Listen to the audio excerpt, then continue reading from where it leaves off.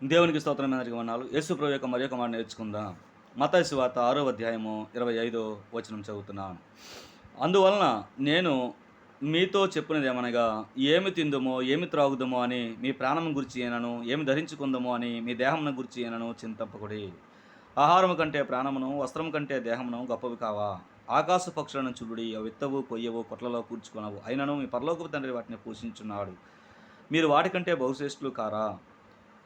మీతో మీలో ఎవరు మీలోనెవడు చింతించుట వలన తన ఎత్తు మూడెక్కువ చేసుకొనగలడు? వస్త్రములను గూర్చి మీరు చింతింపనేలా? అడవి పువ్వులు ఎలాగు ఎదుగుచున్నవో ఆలోచించుడి. అవి కష్టపడవు, వడకవు. అయినను తన సమస్త వైభవంతో కూడిన సొలొమోను సహితము వీటిలో ఒకదాని వలనను అలంకరింపబడలేదు. నేడుండి రేపు పొయ్యిలో వేయబడు అడవి గడ్డిని దేవుడు ఇలాగు అలంకరించిన యెడల అల్ప విశ్వాసులారా, మీకు మరి నిశ్చయముగా వస్త్రములు ధరింపజేయును గదా! కాబట్టి ఏమి తిందుమో, ఏమి త్రాగుదమో అని, ఏమి ధరించుకుందామో అని చింతంపకుడి. అన్యజనులు వీటన్నిటి విషయమై విచారింతురు. ఇవన్నీయు మీకు కావాలని మీ పరలోకపు తండ్రికి తెలియను. కాబట్టి మీరు ఆయన రాజ్యమును, నీతిని మొదట వెతుకుడి. అప్పుడు అవన్నీయు మీకు అనుగ్రహింపబడును. రేపటిని గూర్చి చింతంపకుడి. రేపటి దినము దాని సంగతులను గూర్చి చింతించును. ఏనాటికి ఈడు ఆ నాటికి చాలును. హల్లెలూయా! యేసుప్రభు వారు చెప్తున్న మాటలో కొన్ని విషయాలు ఈరోజు నేర్చుకుందాం. అక్కడున్న ప్రజలందరూ కూడా యేసు ప్రభు దగ్గరికి వచ్చిన ప్రజలందరూ కూడా కొన్ని కష్టాల్లో, బాధల్లో ఉన్న ప్రజలు ఉన్నారు. అన్నందుకు వాళ్ళందరిని ఉద్దేశించి దేవుడు చెప్తున్న మాట, ఏమి తిందమో, ఏమి త్రాగుదమో అని మీరు చింతించొద్దు. మీ ప్రాణం గురించి చింతించొద్దు అని దేవుడు క్లియర్‌గా చెప్తా ఉన్నాడు. అక్కడున్న ప్రజలందరూ కూడా ఏం తిందాం, ఏం త్రాగుతాం, ఏం ధరించుకుందాం అని చింతిస్తూ ఉన్నారు. అలా చింతిస్తూ చాలా పేద ప్రజలు, చాలా పూర్ ప్రజలు, అటువంటి ప్రజలు అక్కడ ఉన్నప్పుడు వాళ్ళని ఉద్దేశించి దేవుడు చెప్తున్న మాట, మీరందరూ చింతించకండి, ధైర్యంగా ఉండండి అని యేసు ప్రభు వారు క్లియర్‌గా చెప్తా ఉన్నారు. ఇవన్నీ కూడా మీ పరలోకపు తండ్రికి తెలియను కావాలని. కనుక మీరు ఎంత గొప్పల వాళ్ళంటే చెప్తున్నాడు. ఆహారం కంటే ప్రాణమును, వస్త్రం కంటే దేహమును గొప్పవి కావా అంటా ఉన్నాడు.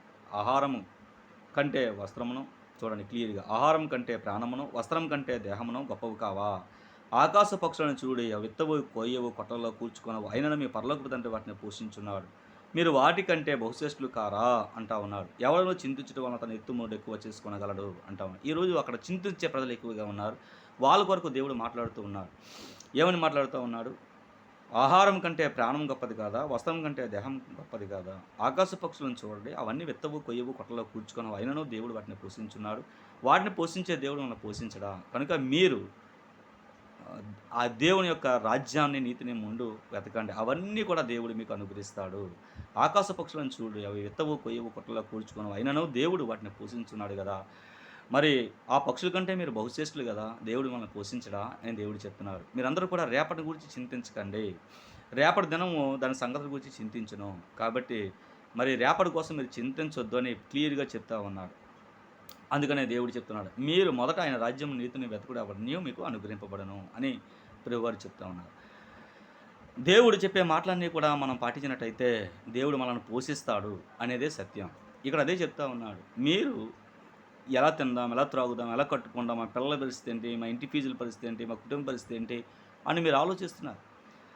ఇవన్నీ కూడా మీరు ఏది కావాలో మీ తండ్రికి తెలియను. కనుక తండ్రికి కావాల్సింది ఏంటంటే ఆయన రాజ్యము, నీతిని ముందు వెతకండి.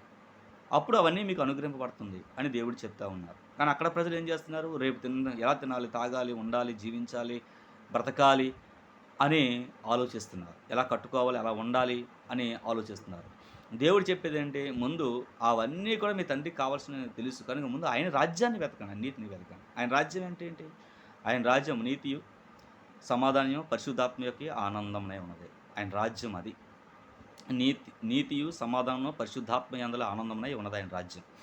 ఆయన రాజ్యం ఏంటి అనేది తెలుసుకోవాలి. ఆయన రాజ్యం అంటే ఏంటి? ఆయన రాజ్యం గురించిన విషయాలు తెలుసుకొని, ఆయన మనస్సు, ఆయన ధర్మం, ఆయన నీతి తెలుసుకొని, అవి వెతకడానికి ప్రయత్నించండి. అప్పుడు అవన్నీ కూడా మీకు అనుగ్రహింపబడుతుందని ప్రభువారు చెప్తున్నారు. కనుక ఆకాశ పక్షులను విత్తవు, కొయ్యవు, కొట్టలో కూర్చుకున్నావు కదా! దేవుడు వాటిని పోషిస్తూ ఉంటే మిమ్మల్ని పోషించడా దేవుడు? పోషిస్తాడు. మీరు మనుషులు, దేవుని పోలికతో చేసుకున్న దేవుడు, తన పోలికతో చేసుకున్న మనుషులు మీరు. మిమ్మల్ని పోషించడా దేవుడు? పోషిస్తాడు.